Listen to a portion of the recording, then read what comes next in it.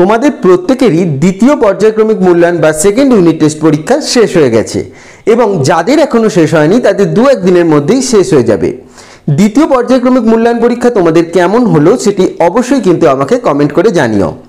এবং এই দ্বিতীয় পর্যায়ক্রমিক মূল্যায়ন শেষ হওয়া মানেই তৃতীয় পর্যায়ক্রমিক মূল্যায়নের দামামা তোমাদের বেজে উঠবে। ফলে তৃতীয় পর্যায়ক্রমিক মূল্যায়নের প্রিপারেশন নিতে তোমাদের শুরু করতে হবে এবং এই প্রিপারেশনের মূল মন্ত্র হলো সিলেবাস। তাই তোমাদের সুবিধার কথা মাথায় রেখে বিভিন্ন সাবজেক্টের বিভিন্ন ক্লাসের সিলেবাসের বিভিন্ন ভিডিও আমি এবার থেকে পাবলিশ করব। সেই মতোই নবম শ্রেণীর বাংলার তৃতীয় পর্যায়ক্রমিক মূল্যায়নের সম্পূর্ণ সিলেবাস আমি তোমাদের জানিয়ে দিচ্ছি। তুলনামূলকভাবে তৃতীয় পর্যায়ক্রমিক মূল্যায়নের প্রিপারেশন নিতে তোমরা কম সময় পাবে, কিন্তু এই পরীক্ষার পূর্ণ মান কিন্তু সবথেকে বেশি। সেই জন্য এখন থেকেই তোমাদের পড়াশোনা শুরু করতে হবে।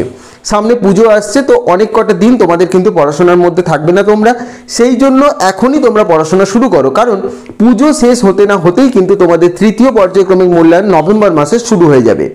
তো সেই মতোই আমি নবম শ্রেণীর বাংলার তৃতীয় পর্যায়ক্রমিক মূল্যায়নের সম্পূর্ণ সিলেবাস বলে দিচ্ছি। যারা নবম শ্রেণীতে পড়ো মনোযোগ সহকারে শুনে নাও এবং অন্যান্য ক্লাসের কোন সিলেবাস অর্থাৎ কোন সাবজেক্টের কোর্সের সিলেবাস তোমরা দেখতে চাও সেটিও কিন্তু আমাকে কমেন্ট করে জানিও। তো চলো শুরু করা যাক আজকের ভিডিওটি। নবম শ্রেণীর তৃতীয় পর্যায়ক্রমিক বা থার্ড ইউনিট টেস্টের সম্পূর্ণ সিলেবাস, পূর্ণমান 90। আমি অত্যন্ত সহজ সরলভাবে বুঝিয়ে দেওয়ার চেষ্টা করছি, তোমরা মনোযোগ সহকারে সম্পূর্ণ ভিডিওটি দেখো। তৃতীয় পর্যায়ক্রমিক মূল্যায়নে তোমাদের লিখিত পরীক্ষা হবে 90 নম্বরের প্রতিটি সাবজেক্টের, তার সাথে অন্তর্বর্তী প্রস্তুতিকালীন মূল্যায়ন অর্থাৎ প্রজেক্ট জমা দিতে হবে 10 নম্বরের। মূল্যায়নের সময়কাল দেওয়া রয়েছে নভেম্বর ডিসেম্বর, অর্থাৎ নভেম্বর মাসের শেষ বা কোনো কোনো স্কুলে ডিসেম্বর মাসের একদম প্রথম থেকেই এই তৃতীয় পর্যায়ক্রমিক মূল্যায়ন শুরু হয়ে যাবে। এবার কি কি পড়তে হবে বাংলায় তোমরা সেটি ভালো করে বুঝে নাও। সাহিত্য সঞ্চয়ন যে তোমাদের বই রয়েছে, সেই সাহিত্য সঞ্চয়ন বইয়ের তৃতীয় পর্যায়ক্রমিক মূল্যায়নে নতুন চ্যাপ্টার হিসেবে যেগুলি পড়তে হবে সেগুলি আগে দেখো। তোমাদের পড়তে হবে বেগম রোকেয়া রচিত হিমালয় দর্শন, রবীন্দ্রনাথ ঠাকুর রচিত খেয়া, প্রেমেন্দ্র মিত্র রচিত নিরুদ্দেশ, কাজী নজরুল ইসলাম রচিত ভাঙার গান, তারাশঙ্কর বন্দ্যোপাধ্যায় রচিত চন্দ্রনাথ এবং সত্যেন্দ্রনাথ দত্ত রচিত আমরা। এই 6টি নতুন পাঠ তোমাদের প্রত্যেককেই কিন্তু পড়তে হবে। এর সাথে মধ্যশিক্ষা পর্ষদের সিলেবাসে দেয়া রয়েছে প্রথম এবং দ্বিতীয় পর্যায়ক্রমিক মূল্যায়নের যে পাঠগুলি তোমরা পড়ে এসেছো অলরেডি, সেগুলিও তৃতীয় পর্যায়ক্রমিক মূল্যায়নে পুনরায় পরীক্ষা হবে। তবে এক্ষেত্রে একটি কথা বলে রাখি, সব পাঠ তোমাদের নাও পরীক্ষা হতে পারে, সেটি তোমাদের স্কুল থেকে বলে দেবে। আপাতত মধ্যশিক্ষা পর্ষদের যদি আমরা সিলেবাস দেখি, সেখানে বলা রয়েছে সবকটি পাঠ পরীক্ষা হবে। তো পুরনো পাঠ হিসেবে কি কি পরীক্ষা হবে? মুকুন্দরাম চক্রবর্তী রচিত কলিঙ্গ দেশে ঝড় বৃষ্টি, কালিদাস রচিত ধীবর বৃত্তান্ত, লিও তলস্তয় রচিত ইলিয়াস, নারায়ণ গঙ্গোপাধ্যায় রচিত দাম, অজিত দত্ত রচিত নোর, সৈয়দ মুস্তফা আলী রচিত নবনব সৃষ্টি, জীবনানন্দ দাস রচিত আকাশে সাতটি তারা, স্বামী বিবেকানন্দ রচিত চিঠি, নীরেন্দ্রনাথ চক্রবর্তী রচিত আবহমান এবং বঙ্কিমচন্দ্র চট্টোপাধ্যায় রচিত রাধারানী। অর্থাৎ নতুন 6টি পাঠের সাথে পুরনো যে 10টি পাঠ তোমরা প্রথম এবং দ্বিতীয় পর্যায়ক্রমিক মূল্যায়নে পড়ে এসেছো সেগুলিও পরীক্ষা হবে। এটি বলা রয়েছে মধ্যশিক্ষা পর্ষদের সিলেবাসে। কিন্তু কোনো কোনো স্কুলে সবকটি পাঠ পরীক্ষা হয় না প্রথম এবং দ্বিতীয় পর্যায়ক্রমিক মূল্যায়নে, সেটি তোমাদের স্কুল থেকে বলে দেবে। আবার কোনো কোনো স্কুলে সবকটিই পরীক্ষা হয়। তো আপাতত পুরনোগুলো বাদ রেখে নতুন যে পাঠগুলি তোমাদের অবশ্যই প্রতিটি স্কুলে পরীক্ষা হবে, সেই 6টি পাঠ কিন্তু তোমরা এখন স্ক্রিনে সেগুলি দেখতে পাচ্ছ, এগুলি তোমরা পড়াশোনা শুরু করো। তোমরা বইয়ের সিলেবাস যে অংশ রয়েছে সেটিও দেখে নিতে পারো, অথবা তোমাদের সূচিপত্রে এটি দাগ দিয়ে নিতে পারো। এরপরে রয়েছে তোমাদের সহায়ক পাঠ। সহায়ক পাঠ তোমাদের নবম শ্রেণীর যেটি রয়েছে প্রফেসর শঙ্কুর ডায়েরি সত্যজিৎ রায় রচিত, সেখানে 3টি পাঠ পরীক্ষা তোমাদের অলরেডি 2টো হয়ে গেছে। তার মধ্যে যে 2টি হয়ে গেছে সেগুলি কি বোমযাত্রীর ডায়েরি এবং করভাস। নতুন পাঠ হিসেবে পরীক্ষা হবে স্বর্ণপর্ণী। তো স্বর্ণপর্ণী প্রতিটা স্কুলেই পরীক্ষা হবে।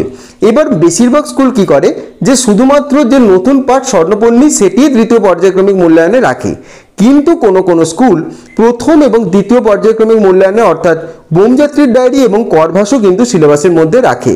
সেটি তোমাদের স্কুলের ওপর ডিপেন্ড করছে, বলে দেবে এটি রাখবে কিনা। তো আপাতত স্বর্ণপর্ণী পড়া তোমরা শুরু করে দাও। এরপর রয়েছে ব্যাকরণ অংশ। ব্যাকরণ অংশের নতুন পাঠ হিসেবে তোমাদের অব্যয় এবং ক্রিয়া, এটি অবশ্যই প্রতিটি স্কুলেই পরীক্ষা হবে। পুরনো পাঠ যদি তোমাদের স্কুলে বলে পরীক্ষা হবে, কারণ মধ্যশিক্ষা পর্ষদের সিলেবাসে তো সবকটি দেওয়া রয়েছে, তো সেগুলির মধ্যে ধ্বনি এবং ধ্বনি পরিবর্তন, শব্দ গঠন, উপসর্গ ও অনুসর্গ, ধাতু ও প্রত্যয়, বাংলা শব্দভাণ্ডার, শব্দ ও পদ, বিশেষ্য বিশেষণ এবং সর্বনাম, এইগুলি বলা রয়েছে পরীক্ষা হবে, অর্থাৎ সবকটি 8টি পাঠ। কিন্তু বেশিরভাগ স্কুলেই কি হয়, নতুন পাঠগুলির সাথে 2-1টি পুরনো পাঠ দিয়ে দেয়, সেটি তোমাদের স্কুল থেকে বলে দেওয়া হবে। আপাতত অব্যয় এবং ক্রিয়া প্রত্যেকেই পড়া শুরু করে দাও। এরপর রয়েছে নির্মিতি অংশ। নির্মিতি অংশের নতুন যে অংশ সেটি পরীক্ষা হবে, সেটি হলো গল্প লিখন এবং 2 নম্বর প্রবন্ধ রচনা। তোমাদের প্রবন্ধ রচনা কিন্তু তৃতীয় পর্যায়ক্রমিক মূল্যায়নে অবশ্যই লিখতে হবে। তো যারা নবম শ্রেণীতে পড়ছো, তোমরা কিন্তু প্রবন্ধ রচনা এমনভাবেই প্রস্তুত করো যাতে মাধ্যমিকেও তোমাদের কাজে লেগে যায়, কারণ প্রবন্ধ রচনা মাধ্যমিকেও রয়েছে। তাই এখন থেকেই খুব ভালো করে প্রবন্ধ রচনা লেখা প্র্যাকটিস করো, এবং প্রবন্ধ রচনার ভিডিও আমার চ্যানেলে রয়েছে, সেগুলিও তোমরা দেখতে পারো। এর সাথে ভাব সম্প্রসারণ, ভাবার্থ, সারাংশ, এই 3টে তোমরা প্রথম এবং দ্বিতীয় পর্যায়ক্রমিক মূল্যায়নে পড়ে এসেছো। ভাব সম্প্রসারণ প্রথম পর্যায়ক্রমিক এবং ভাবার্থ সারাংশ দ্বিতীয় পর্যায়ক্রমিক। এবার এগুলি পরীক্ষা হবে কিনা সেটি তোমাদের স্কুল বলে দেবে। মধ্যশিক্ষা পর্ষদের সিলেবাসে সবকটি কিন্তু রয়েছে। নতুন প্রবন্ধ রচনা এবং গল্প লিখন তোমরা এখন থেকে প্র্যাকটিস করো। গল্প লিখন কিভাবে লিখতে হয় সেই সংক্রান্ত ভিডিও রয়েছে, আমার প্লে লিস্টে গিয়ে দেখতে পারো, খুব সুন্দর করে বোঝানো রয়েছে, তোমাদের আর বুঝতে কোনো সমস্যা হবে না। এবং প্রবন্ধ রচনাও কিছু উদাহরণ আমি দিয়ে রেখেছি, সেগুলিও দেখতে পারো, তোমাদের সুবিধা হবে। তো গল্প লিখন, প্রবন্ধ রচনা, নির্মিতি অংশ থেকে তোমরা ভালো করে প্রস্তুত করো। বাকি যেগুলি তোমাদের প্রথম দ্বিতীয় পর্যায়ক্রমিক মূল্যায়নে পরীক্ষা হয়ে গেছে, সে নির্মিতি হোক, ব্যাকরণ হোক, সহায়ক পাঠ হোক, বা তোমাদের বাংলা টেক্সট বুকের হোক, সেগুলি স্কুল থেকে তোমাদের জানিয়ে দেবে খুব তাড়াতাড়ি, তার জন্য টেনশন করার কোনো দরকার নেই। তো এটি তোমাদের সম্পূর্ণ সিলেবাস, আমি আশা করছি তোমরা বুঝতে পারছো। এবার মধ্যশিক্ষা পর্ষদের যে পিডিএফ ফাইল, সেটিও তোমাদের আমি দেখিয়ে দিচ্ছি, যাতে সিলেবাসটি তোমাদের কাছে আরও জলের মতো পরিষ্কার হয়ে যায়। তোমরা কিন্তু তোমাদের বইয়ে যেগুলি আমি বললাম এগুলি দাগ দিয়ে রেখো, এতে তোমাদের সুবিধা হবে। নতুন যে পাঠগুলি পরীক্ষা হবে তৃতীয় পর্যায়ক্রমিক মূল্যায়নে, প্রত্যেককেই পড়তে হবে, কারণ প্রত্যেকটি স্কুলেই হবে।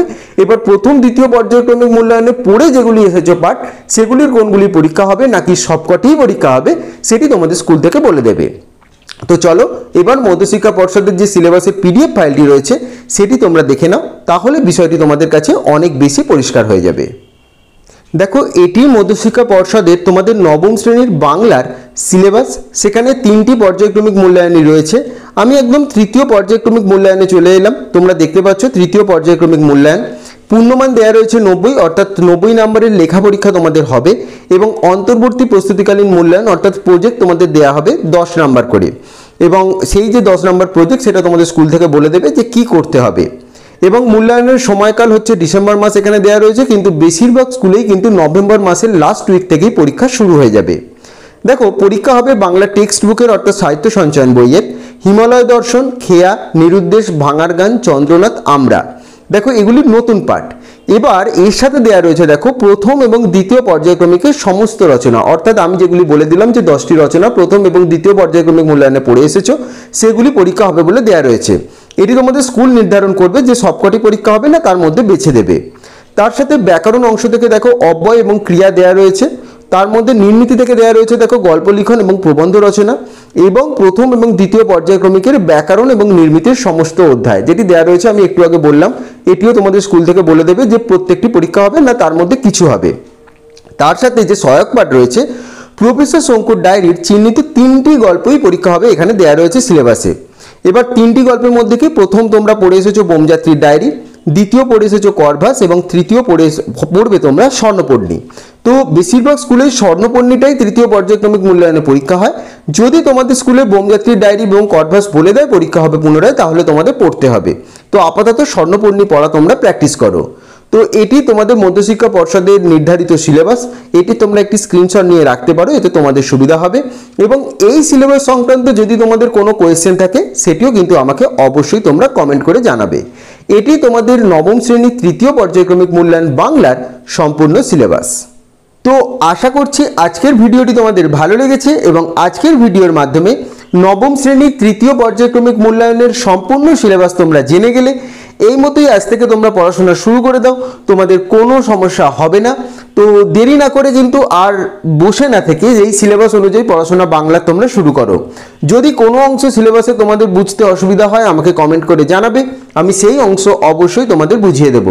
এবং আর কোন সাবজেক্টের সিলেবাস ভিডিও তোমরা দেখতে চাও সেটিও কিন্তু আমাকে কমেন্ট করে জানিও।